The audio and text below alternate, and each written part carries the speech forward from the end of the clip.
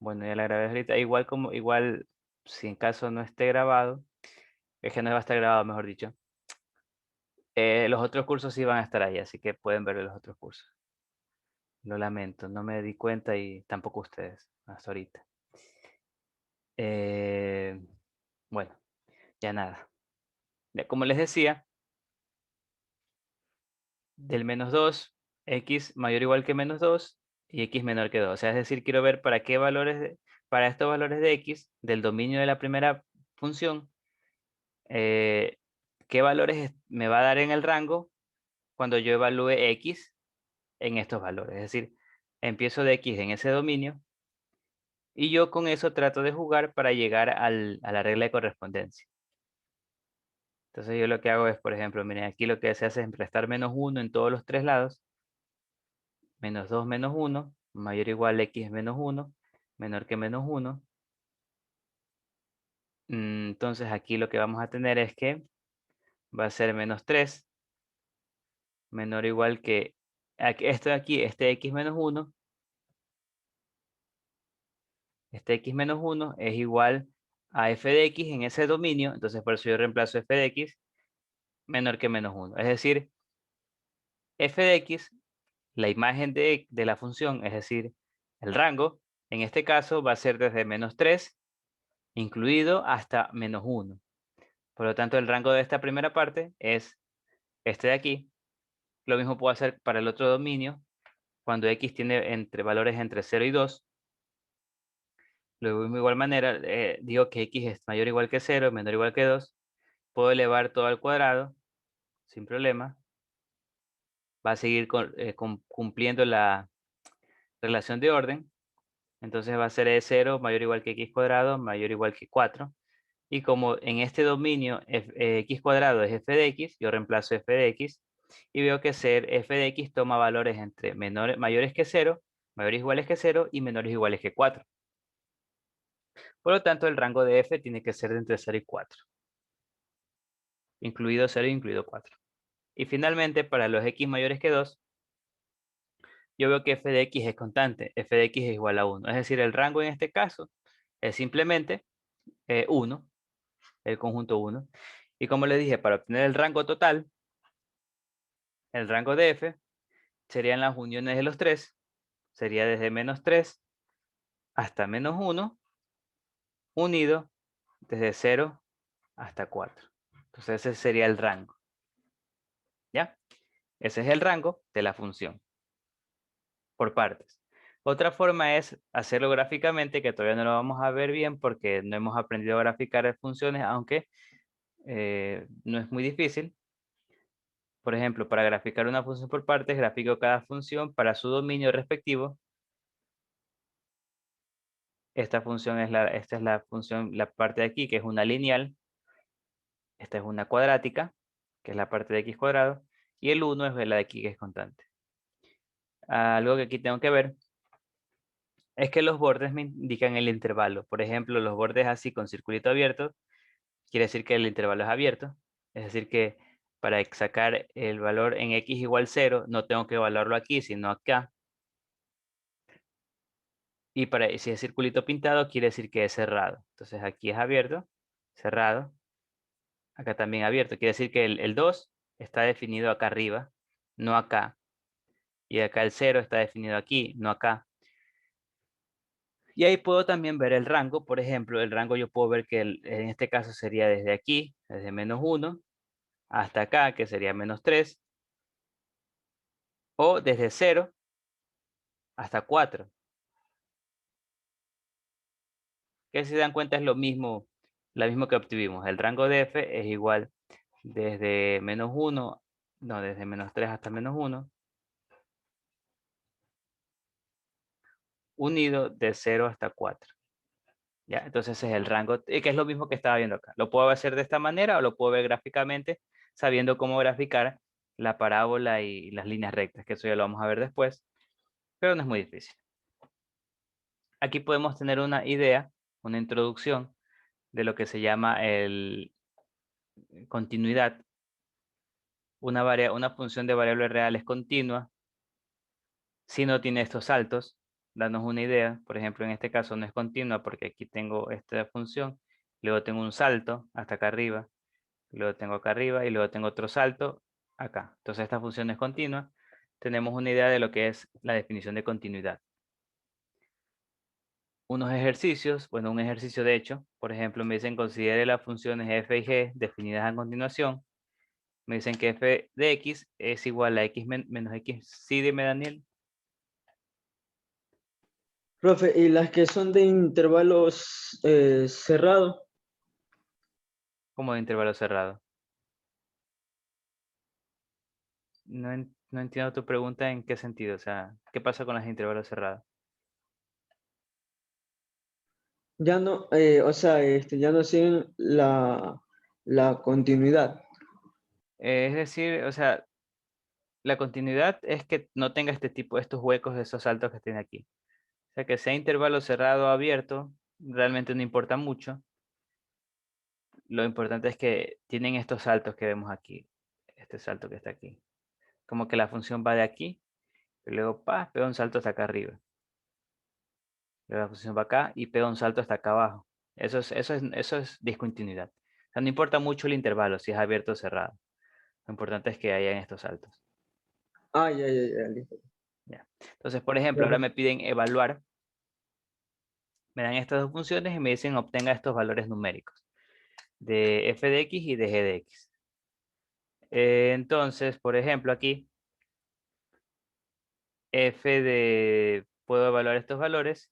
Miren, aquí, por ejemplo, yo puedo ver el dominio de f. Bueno, y el rango no lo voy a ver ahorita, pero se lo podría ver, es que no es un poquito complicado.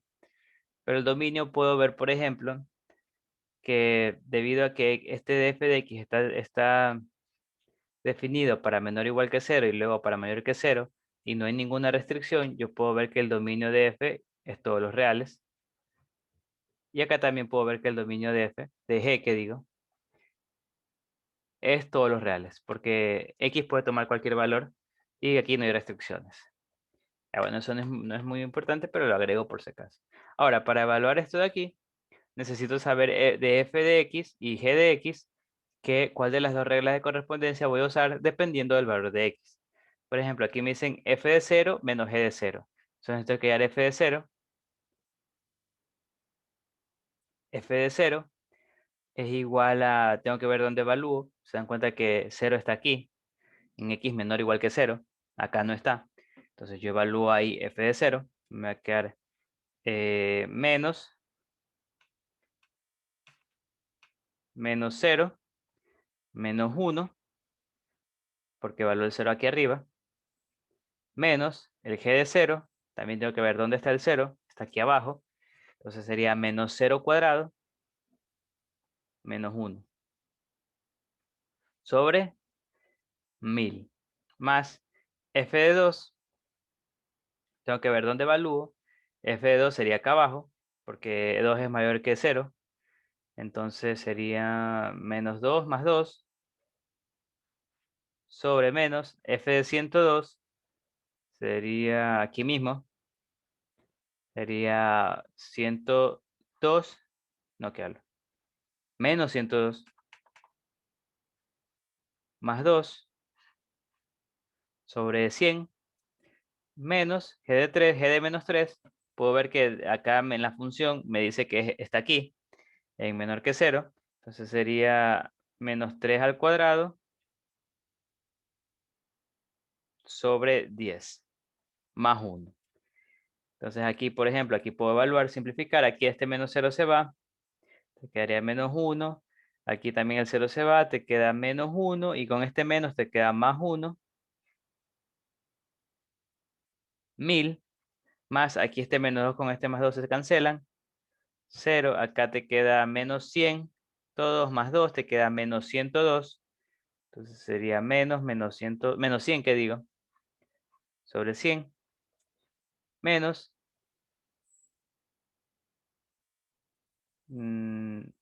Aquí estoy mal. Nadie me dijo ¿No nada. sería elevado al cuadrado? ¿Cuál? El 102. No, no necesariamente el 102, porque f de x estoy acá. Ay, sí. No, pero aquí sí me Dios. equivoqué, porque aquí es menos 3 al cuadrado mm, más 1. Me olvidé el más 1 porque la definición está acá. Entonces déjeme borrar de nuevo. Está un poquito mal. Solo un poquito nomás. Entonces aquí sí me equivoqué, aquí me faltó el más 1. Y luego el más 1 que está por ahí. Entonces ahí es. Ahora sí, me queda menos 3 al cuadrado es 9. 9 más 1 es 10. Más 1. Entonces igual, aquí el menos 1 con el más 1 se van. Me queda 0.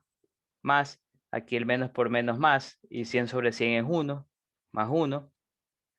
Menos, aquí es 10 sobre 10 es 1. Y el más 1 se va a estar con este y te queda 1. Y esa es la respuesta en este ejercicio. ¿Ya? Entonces ahí tengo otra solución, o un ejercicio que no es tan difícil. Les dejo el otro como práctica para que también lo hagan. Hallar el valor de esto de aquí. No se ve tan diferente. ¿Ya? Entonces esas funciones definidas por partes, sabemos que lo que tenemos que hacer, darnos cuenta es que el dominio está dividido en diferentes partes y para saber qué valor yo debo evaluar, o sea, si yo quiero saber f de alguna de las variables, tengo que ver x en qué dominio va a estar para yo evaluar la función de correspondencia correspondiente. ¿Ya? Entonces eso es función definida por tramos.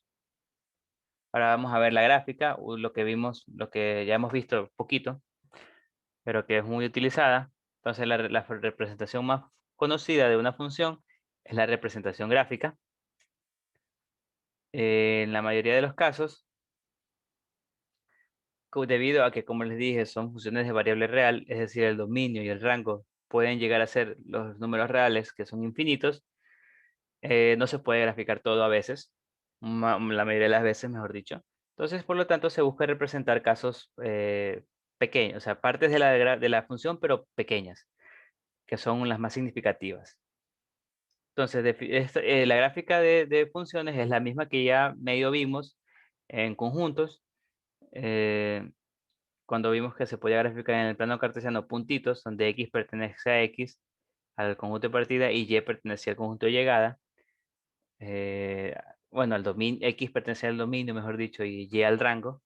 También se puede hacer aquí, solo que como son infinitos puntitos, te va a quedar una línea, un trazo, una línea recta. Entonces, definiendo, si f es una función de a en b, entonces la gráfica es el conjunto de puntos o pares ordenados de a cruz b, tales que sus coordenadas x, y pertenecen a f, es decir, y es igual a f de x. Si yo evalúo x en f de x, te va a quedar y. Entonces, eso es importante. Eso básicamente es la definición de la gráfica. Normalmente los elementos de A se representan en una recta horizontal y los elementos de Y en una recta vertical. Así esas partes rectas se denominan sistemas de coordenadas rectangulares o cartesianas. Y el eje de las X, que es la horizontal, se denomina eje de las abscisas. Está mal escrito. Abscisas.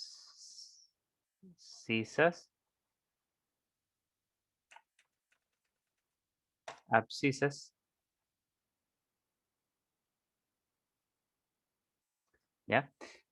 Y el eje Y se denomina también se denomina eje de las ordenadas. Entonces, en un gráfico yo puedo ver mucha información. Ya vamos a ver un ejercicio. Yo puedo ver el dominio, el rango. Y puedo ver también, por ejemplo, si una función, si una recta, mejor dicho, si una gráfica, cualquiera, es una función. Para eso tenemos el criterio de la recta vertical. Entonces, el criterio de la recta vertical nos dice que una curva cualquiera en el plano cartesiano representará una función si cualquier línea vertical que nosotros dibujemos intersecta a la gráfica como máximo en un punto. ¿Ya? Entonces, eso nos permite saber si una gráfica cualquiera es función o no es función. ¿A qué me refiero? Por ejemplo, miremos esto de aquí. Tenemos dos gráficas. Tenemos esta gráfica que está aquí y esta que está acá. Entonces queremos saber cuál de las dos es función y cuál no es. por ejemplo, el de la izquierda, si yo grafico una recta vertical en cualquier lado, por ejemplo, voy a tener que ese de ahí no es, que ese de ahí sí es una función, porque cualquier recta horizontal que yo grafique me va a quedar intersectado en solo un punto. Como máximo en un punto. Cualquier recta que yo grafique. Pero en cambio en la de acá, veo que si yo dibujo una recta vertical, voy a obtener que, por ejemplo, se me intersectan en dos puntos. Digamos que este es X1 y este es Y1.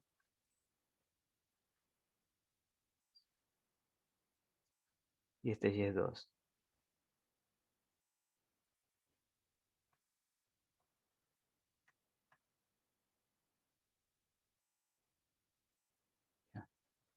Entonces, si se intersectan en dos puntos, no es una función. Esta gráfica que está aquí no es una función. Puedo ver que el hecho de que se intersecten dos puntos quiere decir que f de x1 es igual a y1 y que f de x2 de x1 es igual a la vez a y2, lo cual es lo que está prohibido, que x1 esté relacionado con y1 y con y2 a la vez. Entonces esto está prohibido para que sea función y por lo tanto si yo dibujo una línea recta vertical y se intersecta en dos puntos, entonces no es una función. ¿Ya? Entonces esto no es función, esto sí es función. Por ejemplo, tenemos otra gráfica, déjenme terminarla, ¿cierto? Que esa no está terminada. Y me piden ayer lo siguiente. Me están dando esa gráfica, me dicen que empieza ahí, acá. Tengo toda esta línea, esta gráfica dibujada y me dicen que determine lo siguiente. Entonces, déjenme terminar bien la función, que me faltaron unos datos.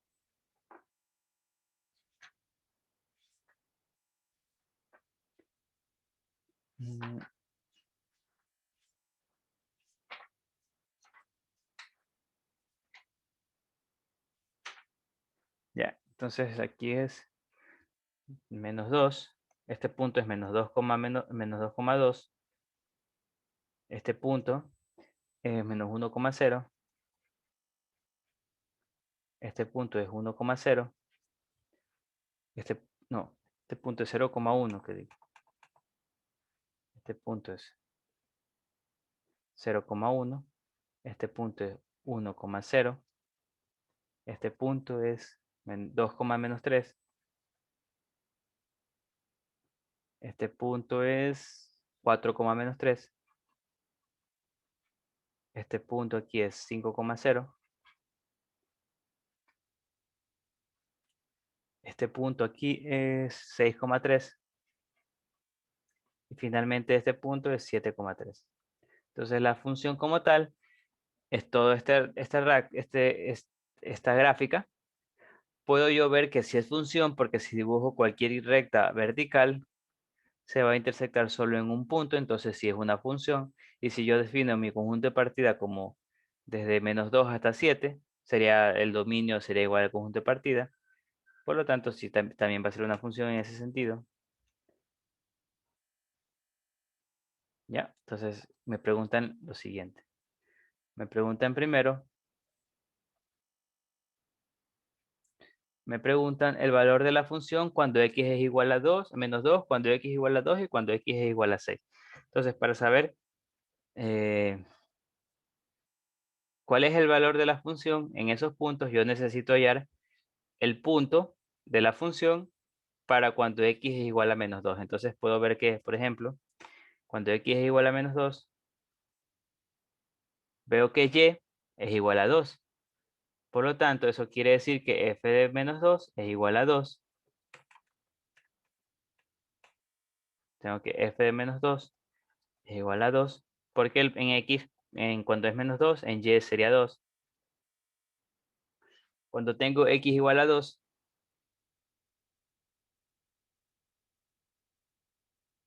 tengo menos 3, por ejemplo. Si yo quiero saber cuánto vale la función en 2, tengo que ver cuando x igual a 2, a qué y me corresponde. Me corresponde a y igual a menos 3. Eso quiere decir que f de 2 es igual a menos 3. Cuando x es igual a 6, tengo que f de 6 es igual, tengo que ver a cuál y corresponde en el punto en la función, me va a ser 3. Entonces f de 6 es igual a 3. ¿Ya? Entonces así puedo ver de manera gráfica cuál es la correspondencia de x, si tengo la gráfica de la función. Puedo ver también el dominio de la función. Si me doy cuenta, el dominio de la función son todos los valores que puede tomar x y que tienen una relación y que está definida la función, mejor dicho. Si veo, la función está definida para x desde -2 hasta 7. Entonces, por eso digo que el dominio de f es igual desde -2 hasta 7.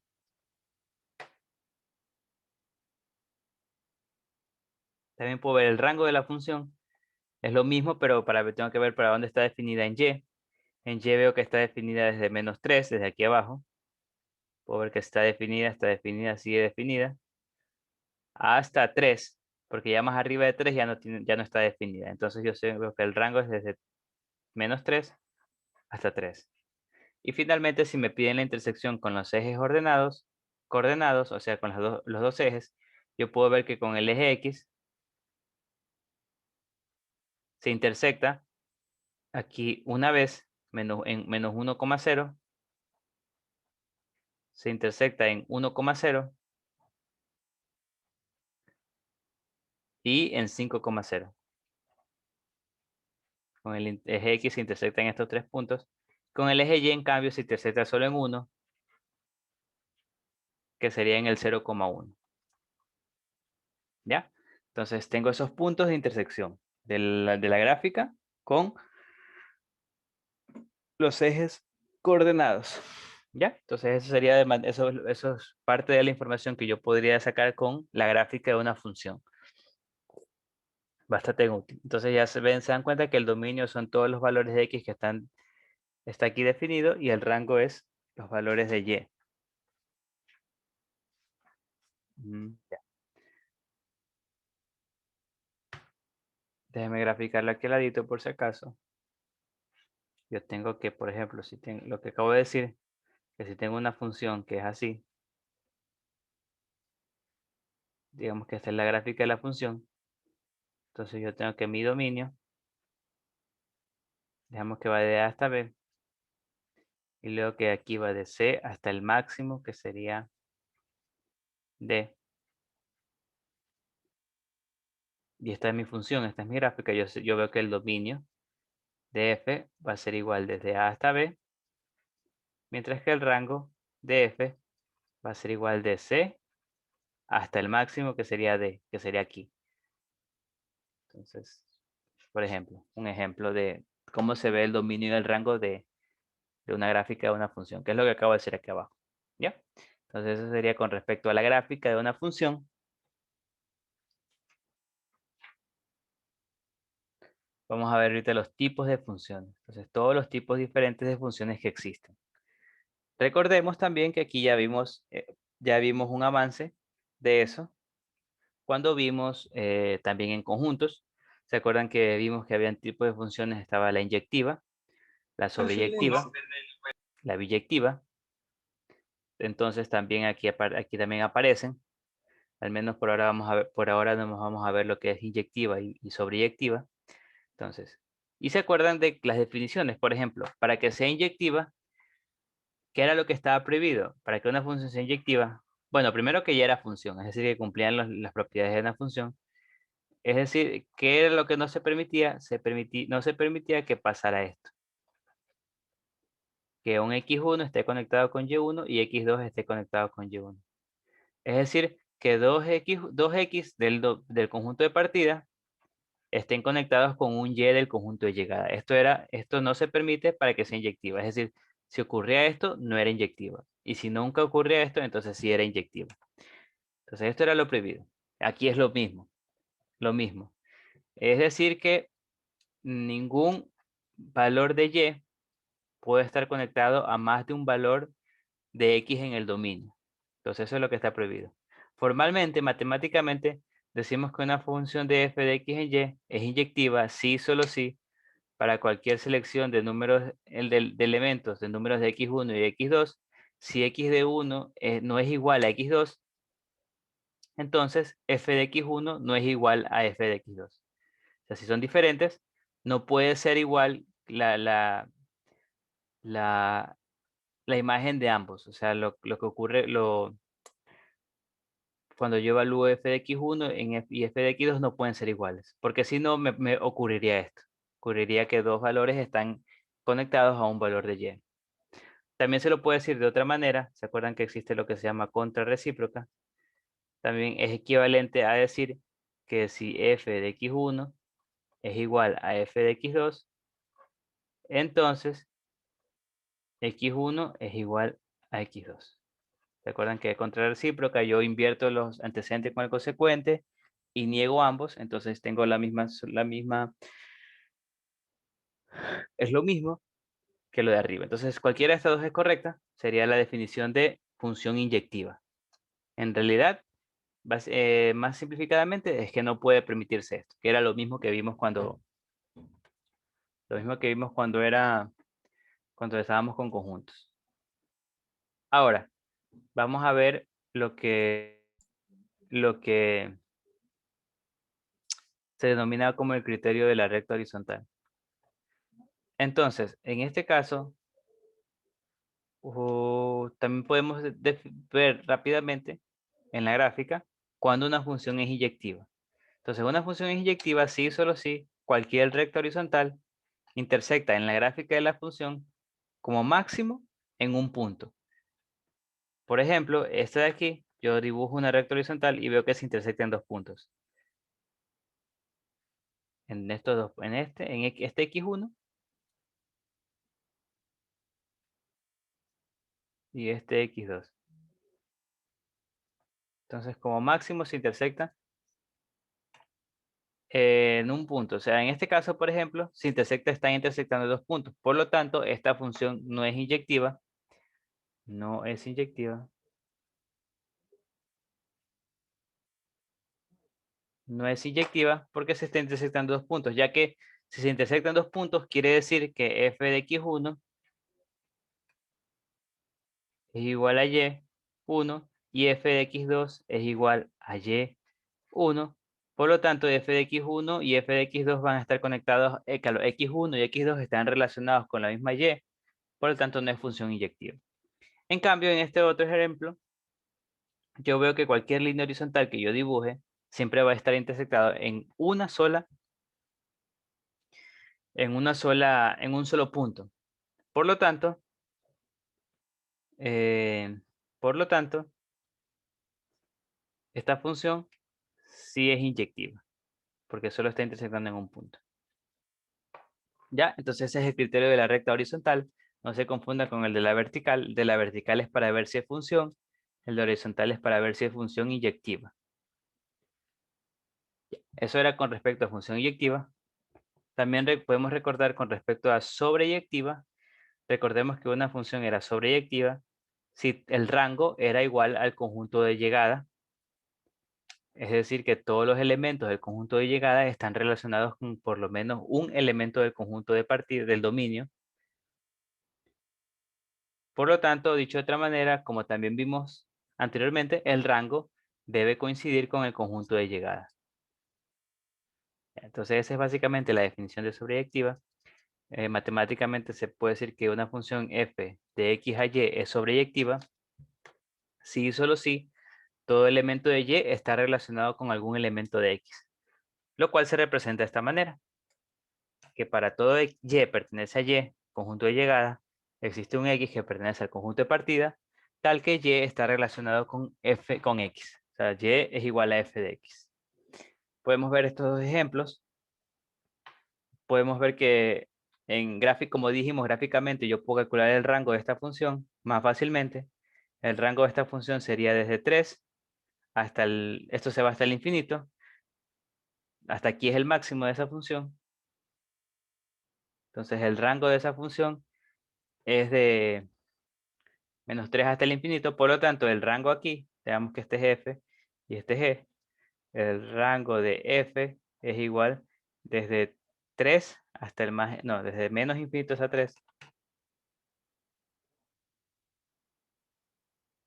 desde menos infinito hasta 3, son los valores que puede tomar y. Si decimos que la función es de x, o sea, el conjunto de partida hacia los reales, podemos ver que la función de la izquierda no es sobreyectiva, ya que el rango no sería igual al conjunto de llegada. Mientras en la derecha, debido a que es una línea recta, ya vimos que el rango de una ecuación lineal, siempre y cuando el dominio sea todos los reales, va a ser también todos los reales. Porque se va hasta el infinito para arriba y se va hasta el infinito para abajo. Por lo tanto, en este caso sí sería sobreyectiva.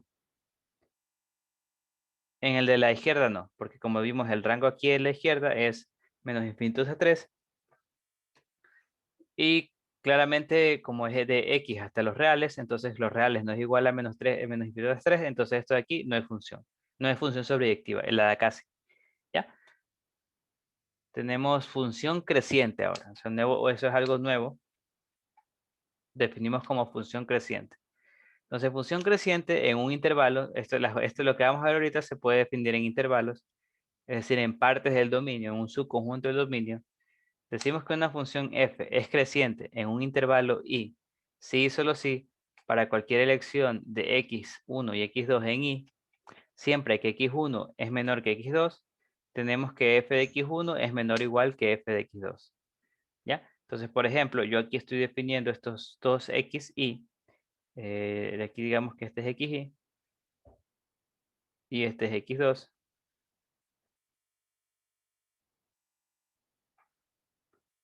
Digamos que aquí está el intervalo f de x y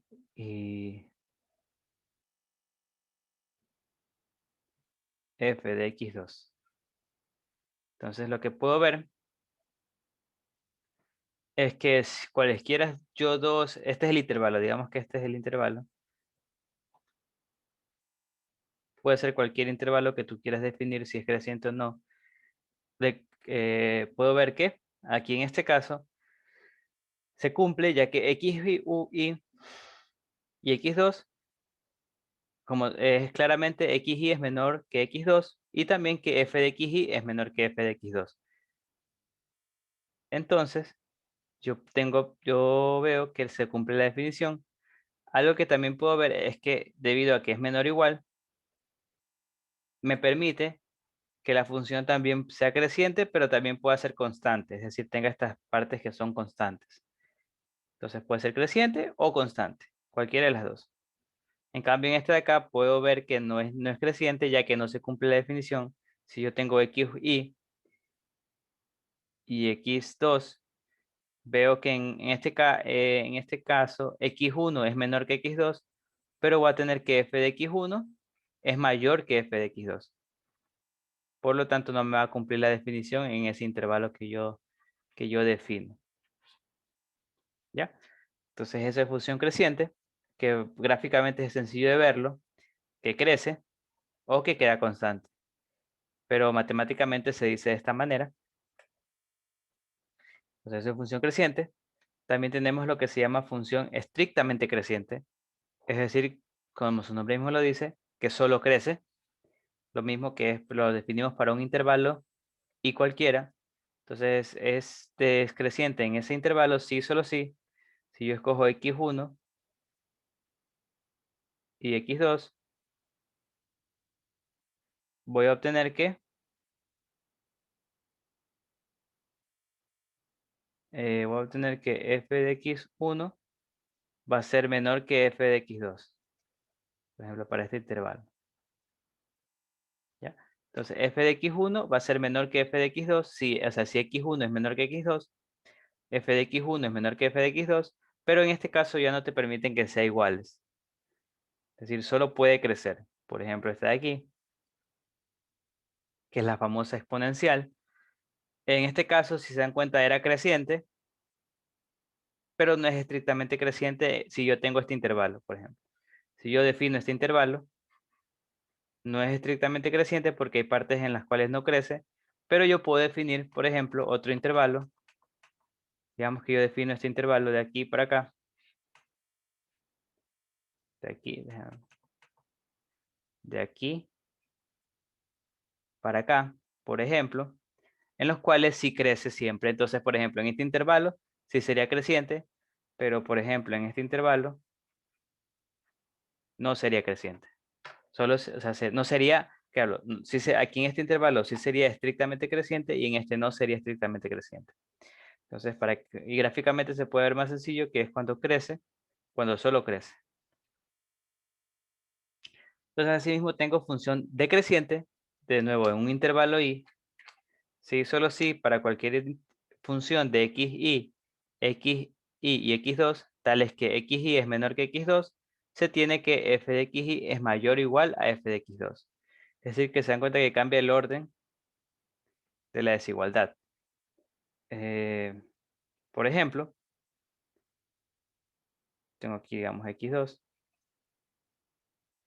x1. Entonces aquí lo que voy a tener es este f de x. Este sería f de x1. Y este sería f de x2. Entonces en este intervalo, veo que en ese intervalo no es creciente.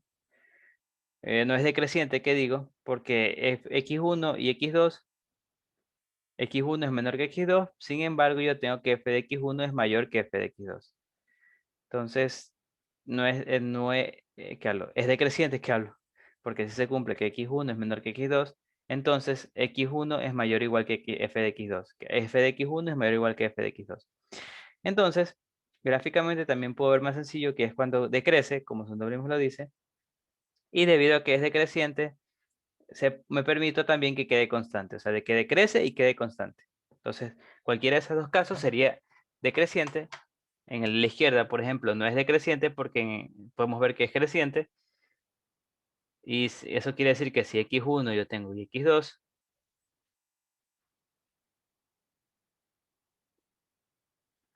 eso me quiere decir que f de x1 y f de x2. O sea que se mantiene x1 es menor que x2, quiere decir que f de x1 es menor que f de x2. Por lo tanto, no cumple esto y no es creciente.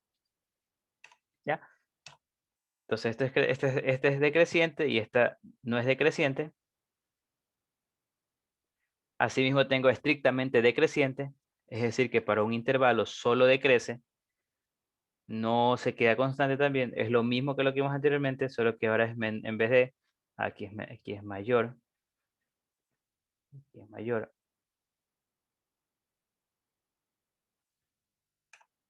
Entonces es mayor. De igual manera, si yo tengo un x1,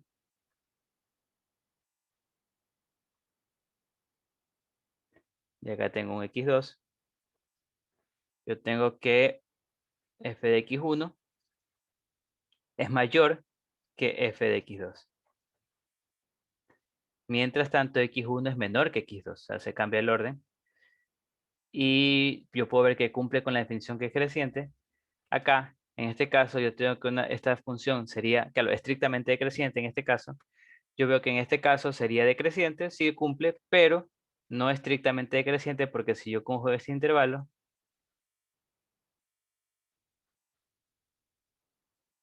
hay partes donde no decrece, si no se queda constante. En cambio, si yo tuviera este intervalo, en este intervalo, por ejemplo, sí sería estrictamente decreciente, pero en el de acá no. ¿Ya? Entonces tenemos esas funciones, que son, estas funciones, si vieron, estaban definidas en intervalos. No es necesario que estén definidas en todo el dominio, sino en una partecita nomás. Allá. Luego tenemos función monótona. De nuevo también es un intervalo y es una función monótona si solo si es estrictamente o es estrictamente creciente o es estrictamente decreciente. Entonces esa es una función monótona. Si solo crece en un intervalo o solo decrece en un intervalo. No es que se va cambiando, no es que deja de crecer, nada. Solo crece o solo decrece. Saben que es con una O exclusiva. O sea, solo tiene que crecer o solo tiene que disminuir. Ya. Esos son con respecto a definiciones en intervalos. Ahora vamos a ver dos definiciones, pero en todo el dominio, que empezamos con función para.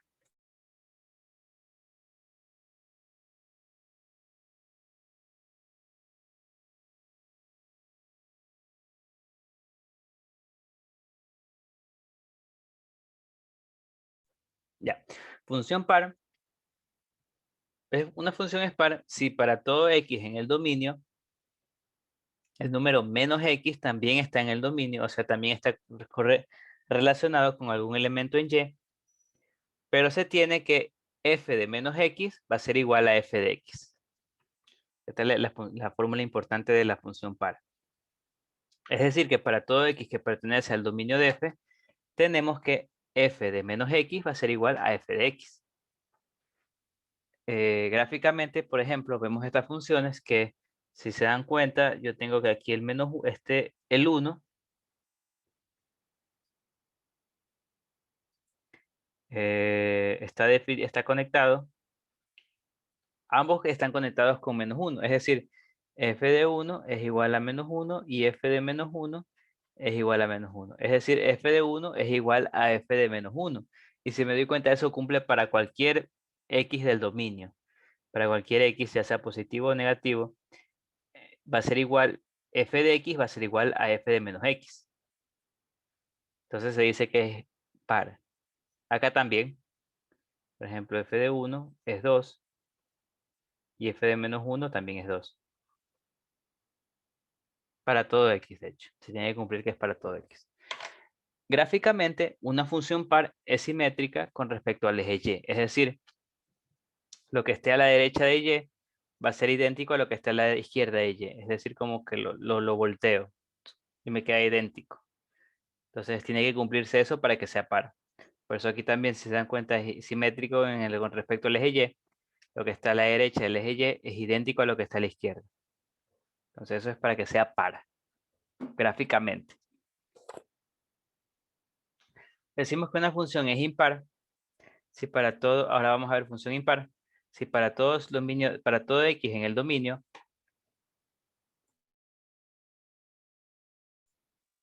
el número menos x también está en el dominio, y además se tiene que f de menos x es igual a menos f de x. Si se dan cuenta, es muy similar a esta parte, solo que en vez de f de x aquí, tienes menos f de x. O dicho de manera matemática, para todo x que pertenece al dominio de f de x, f de menos x es igual a menos f de x. Entonces, esta función es impar, ambas son impares. Si se dan cuenta, veo que, por ejemplo, f de 2, un ejemplo, f de 2 es igual a es igual a menos 2, f de 2 es igual a menos 2, mientras f de menos 2 es igual a f de 2. F de menos 2 es igual a 2, que cumplen lo que está aquí arriba. Y eso se cumple para todo x. Lo mismo acá. Entonces estas dos funciones son impares. Gráficamente podemos ver que una función impar debe ser simétrica con respecto al origen de coordenadas, es decir, bueno, tiene que pasar por el origen de coordenadas, es decir, por este punto.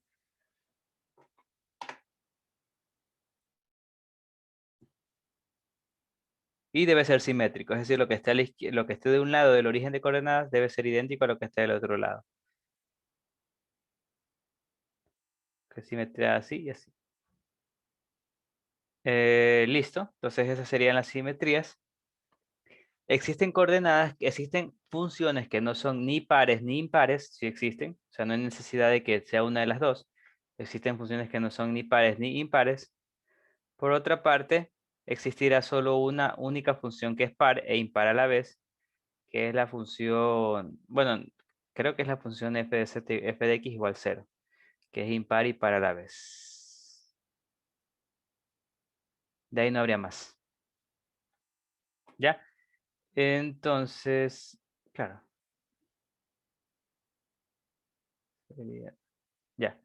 Entonces, vamos con otra más definición ya para terminar, porque faltan dos más. Función periódica. Una función f de x que cumple la siguiente propiedad, que existe un t que pertenece a los reales positivos.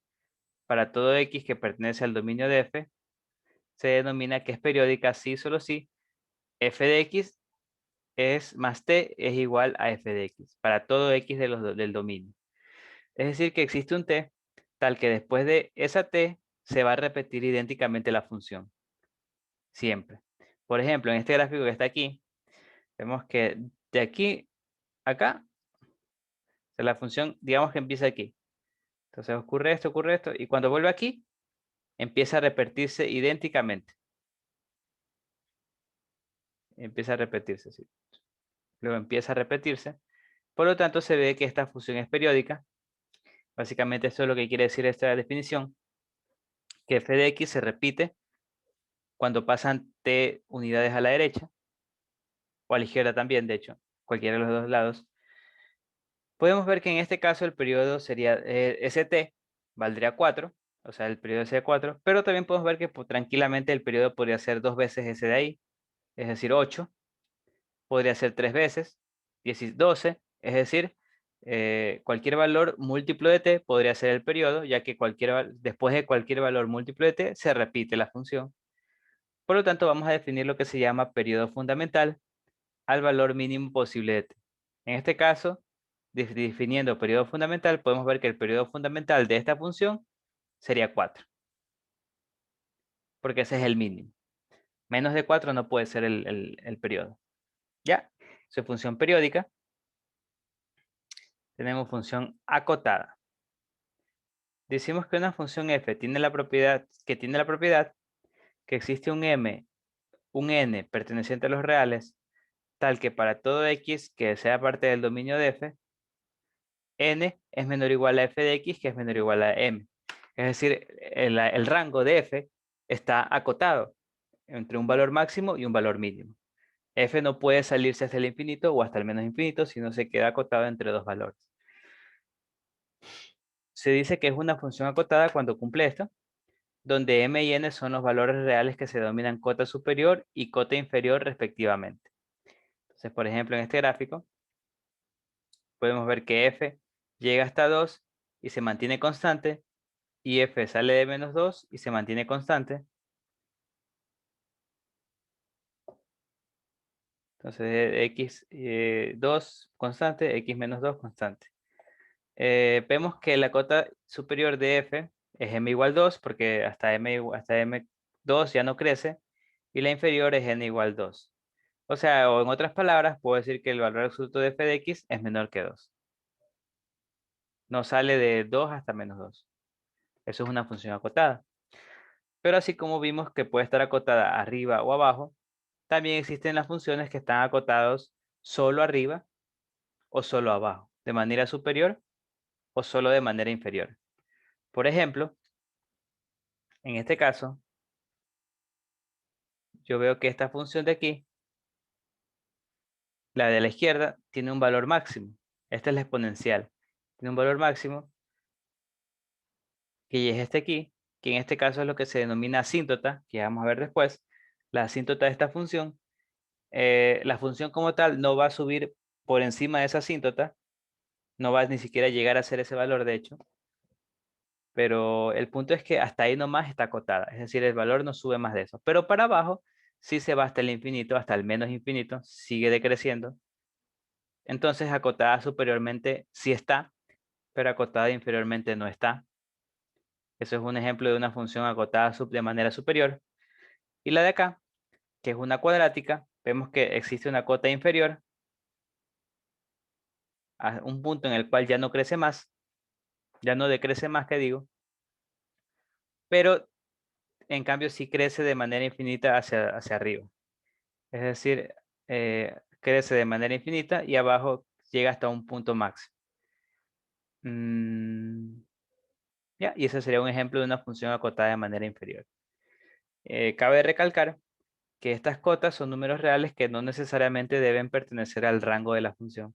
Por ejemplo, en este caso sí pertenece al rango si yo defino esa cota como el punto que está aquí. Pero en el caso de acá, debido a que es asintótico, si yo defino esta cota, no va a pertenecer al rango de la función. Así que no es necesario que sea parte del rango. Es solo un número que te dice hasta dónde puede llegar la función como tal. Si es acotada, claro. ¿Ya? Entonces, esos serían los tipos de funciones. Vamos a practicar un poco.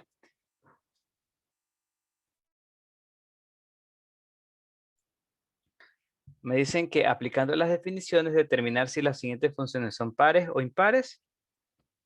o no cumple ninguna de las características. Entonces, para saber si una función es par o impar o ninguna de las dos, yo tengo que usar las definiciones de la función, de esas funciones como tal. Entonces yo puedo ir acá arriba. Entonces esto ya me pasé, creo. Sí, aquí está. Esta es la función par, esta de aquí o esta de acá. Si se dan cuenta, para saber si es par o impar, puedo empezar en ambos casos evaluando f de menos x. Y tratar de que me llegue a menos f de x o hasta f de x. Dependiendo de cualquiera de los dos valores que llegue, entonces puedo definir si una función es par o impar. Entonces eso siempre haré. Por ejemplo, si me piden sacar si es par o impar, yo digo, bueno, entonces trato de evaluar f de menos x para ver cómo queda. Entonces, para evaluar f de menos x, yo lo que hago es en este punto reemplazo menos x. O sea, en esa x reemplazo menos x.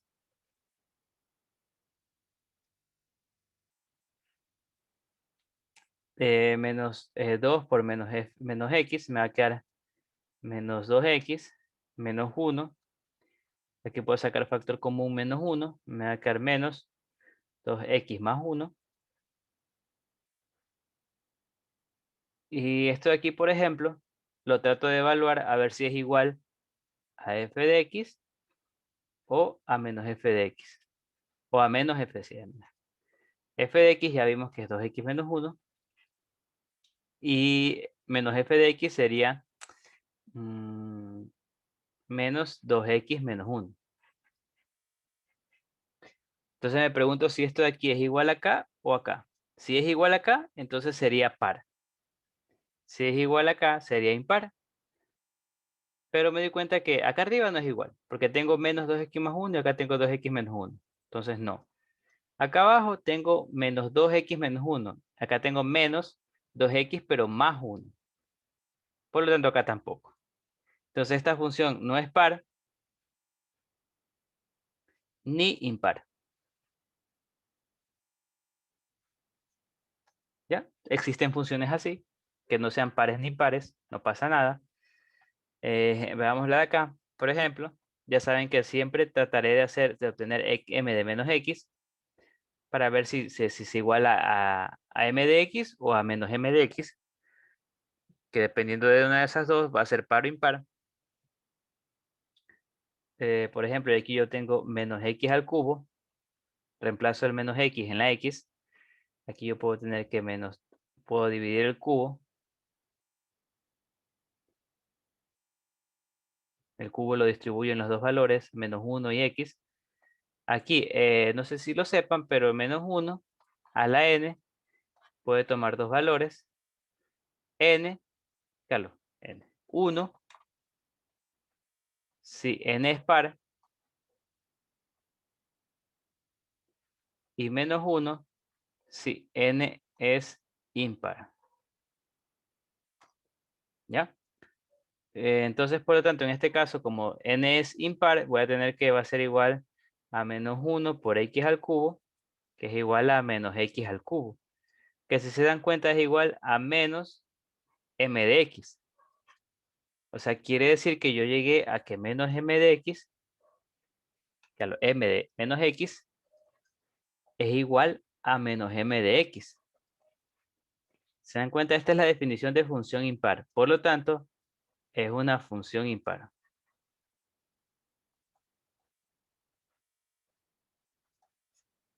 ¿Ya? En este caso, esta de aquí sería una función impar.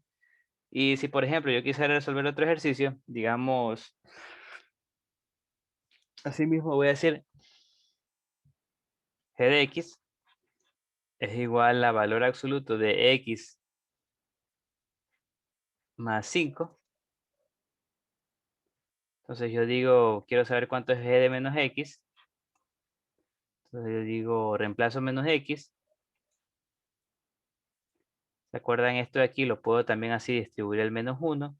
Va a ser, y debido al valor absoluto, si me lo permite, decir que es igual a menos 1 por valor absoluto de x más 5. El valor absoluto de menos 1 es igual a 1 por valor absoluto de x más 5. Esto es igual al valor absoluto de x más 5. Y si se dan cuenta, esto es igual a g de x. Por lo tanto, he llegado a que a menos g de menos x es igual a g de x. Entonces, en este caso, f es par. ¿Ya? Entonces, así hay varias formas, esos son varios ejemplos, mejor dicho, de cómo demostrar si una función es par o impar. Pregunten si tienen alguna duda, por favor. Pregunten.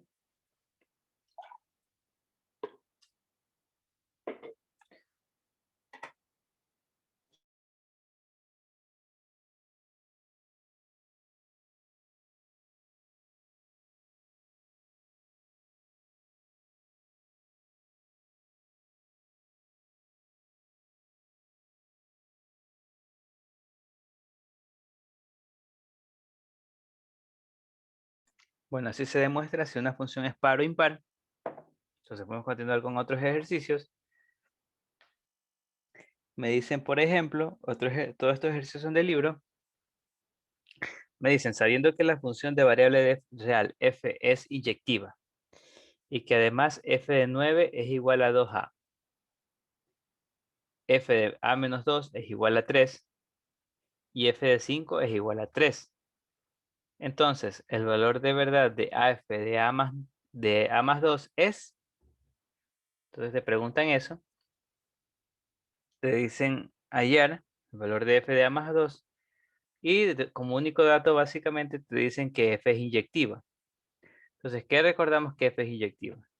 F es inyectiva cuando no existe x1 y x2 tales que estén conectados a un y. Entonces, si existe esto, entonces f no sería inyectiva. Pero como f es inyectiva, entonces esto no existe. Me doy cuenta de lo siguiente. Puedo hacerlo de dos maneras. Dándome cuenta de esta manera o usando la definición de función inyectiva. Me doy cuenta, por ejemplo, de que estos dos valores, a menos 5, claro, a menos 2 y 5 están relacionados con el mismo valor de y. O sea, ambos están relacionados con y igual 3. Es decir, que tendría algo así, a menos 2, 5, y ambos estarían relacionados con y por medio de la función f de x. Pero esto está prohibido porque f de x es inyectiva. Entonces, la única forma de que esto que ocurra es que estos dos valores sean el mismo.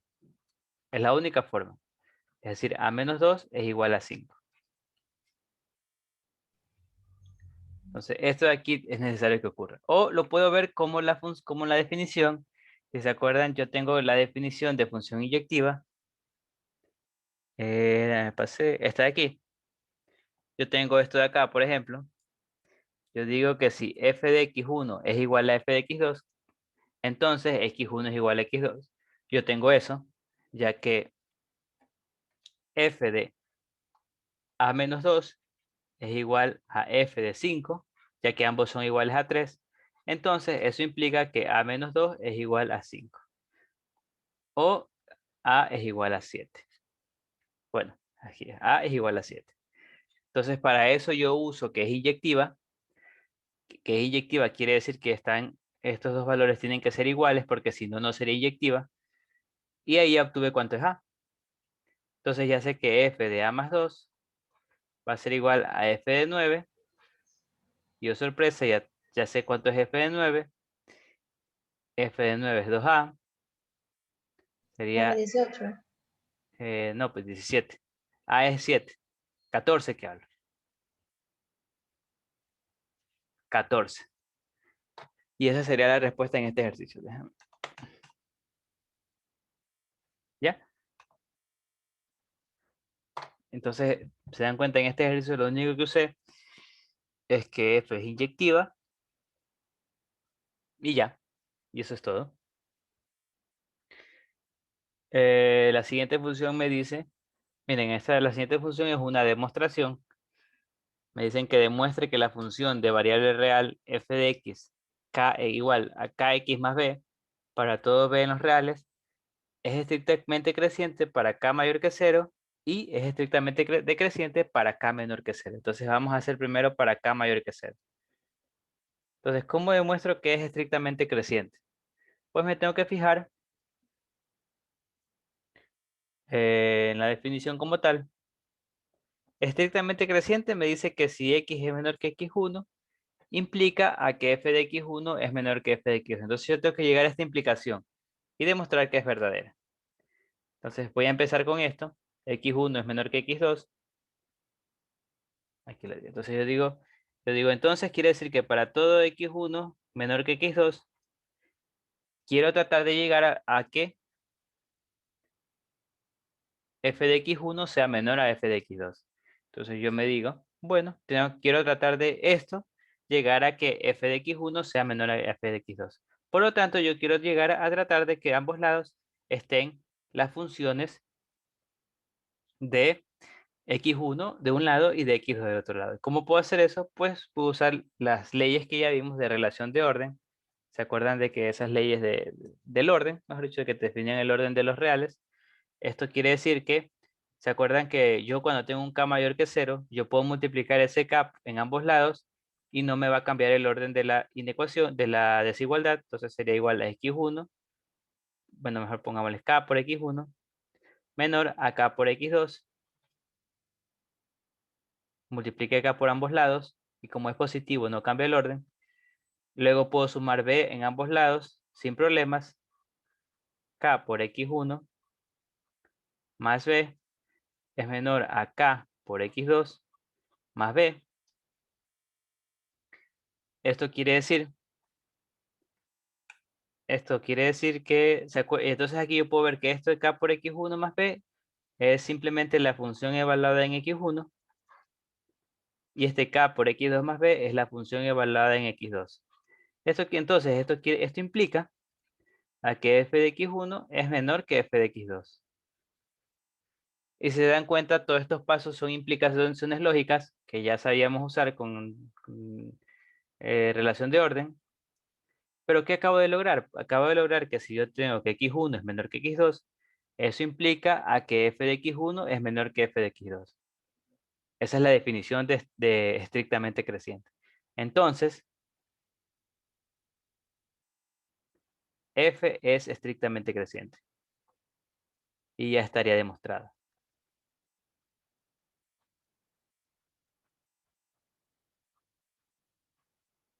¿Ya? Ya estaría demostrado que f es efectivamente estrictamente creciente. Entonces puedo hacer lo mismo, pero para k menor que 0.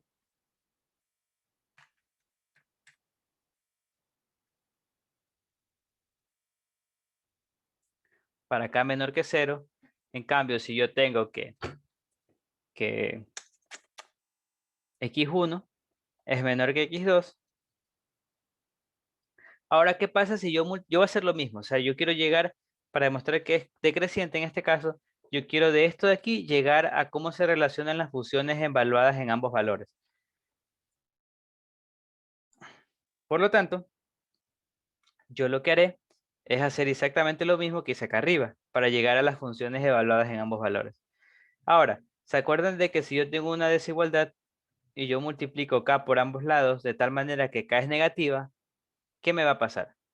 Va a pasar que lo puedo hacer, pero la relación de orden va a invertir su orden. Es decir, de menor va a pasar a mayor. K x por 2. Eso debido a que K es negativo. K es negativo, yo puedo multiplicarlo por ambos lados. Como K es negativo, me va a cambiar el orden de la desigualdad. Y finalmente puedo sumar B a ambos lados sin problemas. Entonces yo voy a tener aquí, este va a ser f de x1 y este va a ser f de x2. Y vamos a tener que f de x1 va a ser mayor a f de x2. Y si se dan cuenta, acabo de demostrar que si x1 es menor que x2, entonces f de x1 es mayor que f de x2, que si se acuerdan es la definición de estrictamente decreciente. x1 menor que x2, entonces f de x1 es mayor que f de x2. Por lo tanto, f es estrictamente decreciente.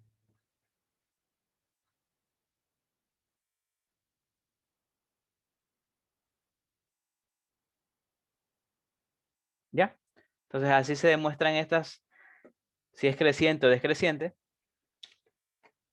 formalmente, mejor. Esa es básicamente una demostración formal, sin gráfica, sin nada por el estilo. Entonces, eso es una demostración, ¿sí? Entonces, básicamente lo único que hice es empezar con esta relación de orden entre x1 y x2, tratar de llegar a las funciones evaluadas en x1 y x2, multiplicando por k y sumando b, y llego a la relación de orden entre ambas funciones. Veo que aquí no cambia, entonces es creciente, y aquí sí cambia debido a la k, entonces es estrictamente decreciente. ¿Ya? Un ejercicio más. Tengo estas dos funciones. Bueno, tengo estos dos ejercicios, mejor dicho. Me dicen que considere una función f de los reales a los reales. Identifique la proposición verdadera. Entonces, vamos a hacer lo siguiente. Vamos a demostrar que que proposiciones son falsas, dando contraejemplos. Y la verdadera, vamos a decir cuál es la verdadera, ¿ya? Entonces, por ejemplo, me dicen la primera, si f es impar, entonces f no es acotada. Si f es impar, entonces f no es acotada. Eso sería falso, porque entonces yo busco, por ejemplo, una función par que esté acotada. Puede ser cualquier cosa que yo se me ocurra, por ejemplo, yo puedo decir gráficamente, creo mi función, mi siguiente función, así, y así. Entonces esta función de aquí es impar. Claro, tengo que asegurarme que esto de aquí sea, por ejemplo, 2 y aquí menos 2. Y aquí tienen que ser iguales, menos 1 y aquí 1, por ejemplo. En ese caso sería impar y es acotada. Entonces esta es falsa, porque ya di un contraejemplo. Una función impar, que es acotada. Si f es par, entonces f no es inyectiva. ¿Se acuerdan que para que f sea par, tenemos que f de x es igual a f de menos x? Y ambas tienen que ser parte del dominio. ¿Qué quiere decir esto? Esto quiere decir, se dan cuenta, de que existen dos valores, x y menos x, tales que van a estar conectados con un y, con el mismo y. Siempre que sea par va a darse eso, va a darse que f de x es igual a f de menos x, es decir, van a existir x y menos x conectados con un mismo y, porque son iguales las dos correspondencias. Eso quiere decir que es verdadero, porque si f es par, va a ocurrir esto y por lo tanto no hay forma de que sea inyectiva. Entonces, si f es par, f no es inyectivo. ¿Ya? Entonces, tenemos también que si f es inyectiva, entonces f no es sobreyectiva. Esto es falso, porque sí existen funciones que son inyectivas, pero son sobreyectivas. Puede darse, por ejemplo, la recta, eh, cualquier función lineal, f de x es igual a x, por ejemplo. Esta aquí es sobreyectiva y es inyectiva. Entonces acá también esto es falso porque también existen funciones que son inyectivas y no son sobreyectivas. Por ejemplo, las cuadráticas. F de x al cuadrado es inyectiva, pero no es sobreyectiva. Y finalmente, si f es periódica, entonces f es acotada, también es falso, porque existen funciones que son periódicas, pero no son acotadas. Un ejemplo es la función tangente de x. F de x es igual a tangente de x. Son funciones periódicas que no son acotadas. Tangente de x se va hasta el infinito, pero se va repitiendo. Periódica, pero se va hasta el infinito. Entonces la verdadera es la B. Y finalmente, para terminar la clase, vamos a hacer este ejercicio y dar por concluida la clase de hoy y la semana. Tenemos que si f es una función RDR impar, estrictamente creciente, y g es una función tal que g de x igual a f de x, entonces el valor de, siendo f de 4 0, no es igual a 0 es.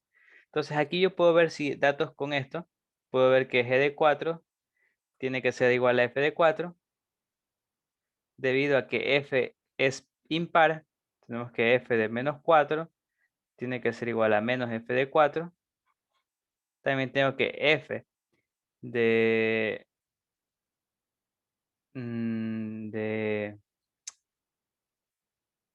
de menos 4, no, veamos, g de menos 4, g de menos 4 tiene que ser igual a f de menos 4, de nuevo por esto de aquí, g de x igual a f de x. Entonces con esto yo puedo reemplazar aquí para dejarlo solo en función de f de 4. Me va a quedar, por ejemplo, que esto va a ser igual a 2f de 4 más 3f de 4 sobre menos f de menos 4 sería igual a menos, por definición de función par, claro, por definición de función impar, menos f de 4 más, esto de aquí sería igual a 4f de menos 4. Esto es igual, aquí arriba te queda 2f de 4 más 3f de 4, te queda 5f de 4. Y acá abajo te queda menos por menos más, f de 4. Y aquí este f de 4, debido a que es impar, sale y te va a quedar menos f de 4. Entonces te queda 5f de 4 y abajo te queda menos 3f de 4. Porque te queda f de 4 menos 4f de 4 es 3, menos 3f de 4. Entonces aquí, como f de 4 no es 0, yo puedo simplificar y me va a quedar menos 5 tercios. Y esa es la respuesta en este caso. ¿Ya? Otro ejercicio, un poquito no novedoso, un poquito como que tienes que entender bien claro el concepto de función par e impar y lo puedes resolver. Bueno, chicos y chicas, entonces esa es la clase de hoy. Que tengan un lindo fin de semana y estudien para la lección general del lunes. Por cualquier pregunta que tienen me pueden hacer. Y mientras estudien el fin de semana también. Les deseo la mejor de las suertes y me despido por hoy. ¿Alguien que quiera agregar Gracias, algo? mister. Buenas tardes. Igualmente, de nada. Una pregunta, ¿para la lección general igual son 5 ejercicios o son más? No, son 10. Es 1 hora, son 10 ejercicios. Ah, ya, gracias. Ya, listo. Este tema también está en la lección general. No, este tema no va en la lección general. Solo hasta números reales.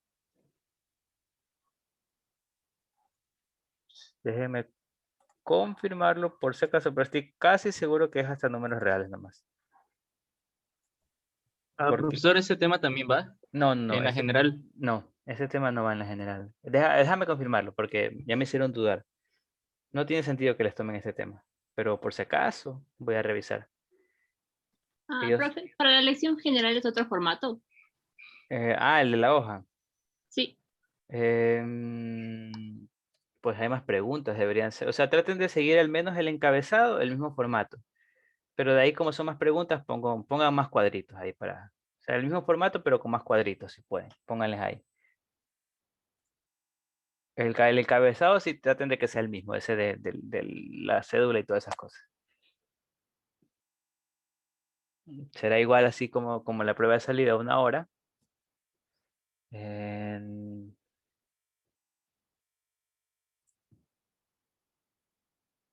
Ajá, solo es lógica, conjunto y números. Números reales. Sí, solo es hasta las tres unidades. No hay nada de funciones todavía para la lección general. ¿Ya? Entonces eso sería todo por hoy. Hasta ahí lo que grabé.